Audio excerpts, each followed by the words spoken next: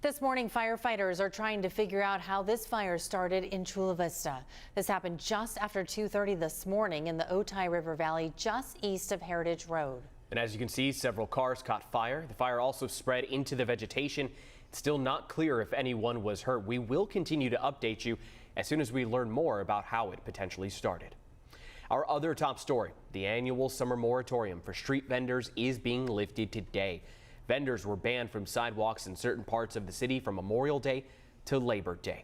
Thanks for joining us at 6 a.m. I'm Chris Groh, in for Eric Connor. And I'm Carrie Lane, in for Netta Iranpour. CBS 8's Dana Marie McNichol is standing by in Mission Beach with the changes that we can expect to see. And I'm sure, Dana Marie, a lot of vendors very excited about this change. That's right. Good morning, Carrie and Chris.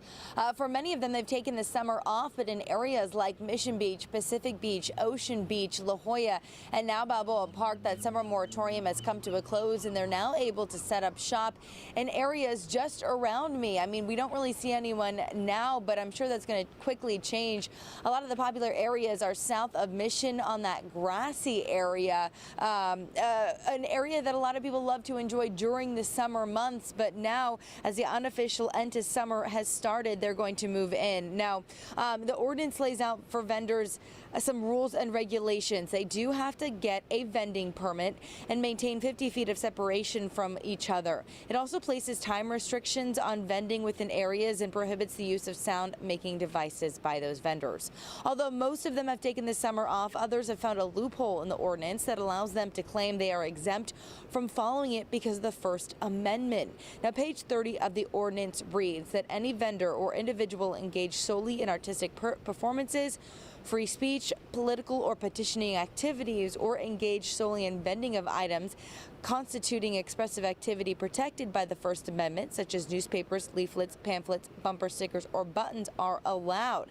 Now, some of these vendors are getting away with selling by posing their goods as a suggested donation, and the city of San Diego said they are going to look into this further, this loophole. But for right now, that moratorium has come to an end, and those vendors are able to move back into the areas that they've been for a very long time before this moratorium went into effect. So, of course, we're going to be here all morning long taking a look at our surroundings and bringing you the latest. I'm Dana Marie McNichol. I'll send it back to you in the studio.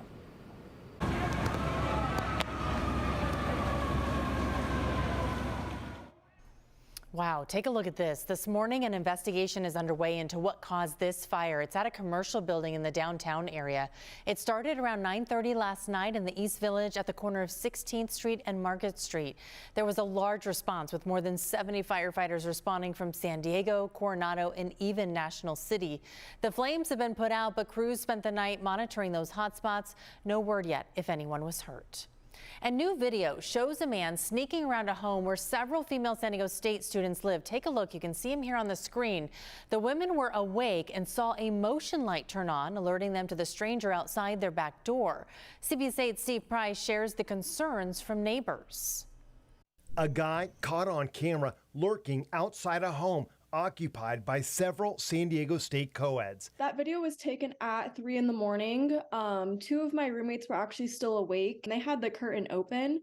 So I think he could kind of see in there and see them in there. And as this student, who asked not to be identified, sent us the video from her home. She thinks the only thing that scared him away were the motion lights turning on. I think he definitely would have tried to get in that door, which is definitely terrifying. It's the second time in 3 weeks that she's captured a creeper on camera. The first was a guy looking into her bedroom window. It's very scary, surprising. These two neighbors, who also asked not to be identified, had heard there was a peeping Tom spotted near school, but says neither the university nor the police told them it happened on their block. They didn't find out until today when we told them. I wish they told us like it was our street maybe so we could take more caution, but we had no idea. Making a bad situation worse, the streetlights in their neighborhood don't work.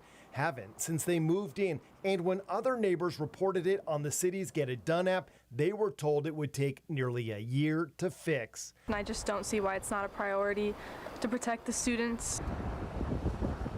Neighborhood crime is definitely a concern around here. We noticed several police cars while we were working on our story, and this student says she unexpectedly found out why. We heard some commotion going on, and we look, and there's a guy running through our backyard, kind of stumbling over, falling, dropping stuff, and he hopped back over our fence. And then we come outside, and there's a police car out front and saying oh, he's a robber, and we're like, oh wow, okay. Steve Price, CBS 8. Wow, what a terrifying situation. So we are working for you, and we reached out to the city of San Diego, but because since it was a holiday, they haven't gotten back to us so far. We will follow up again today to try and get an update on the streetlight situation.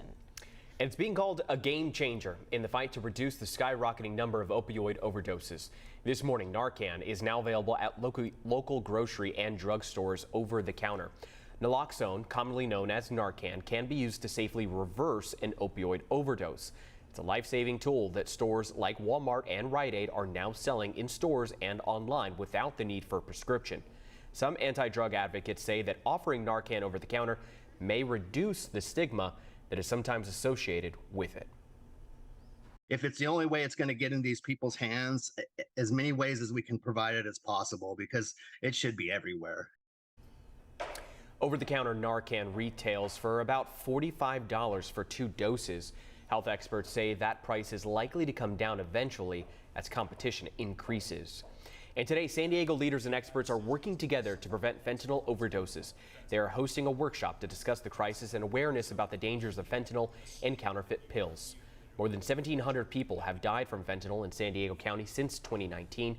One of those deaths was a local high school student named Kai Adai-Sol. He died in July of this year. His father is also attending the event. It starts at noon in the quad at San Diego Mesa College. So listen to this number. 930 people across California have been arrested over the long holiday weekend for driving under the influence. The CHP's maximum enforcement period ended 6 hours ago.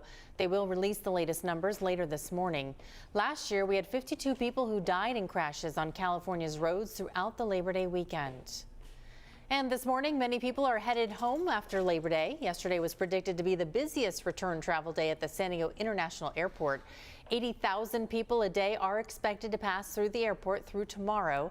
So if you are headed that way, definitely take your patience with you.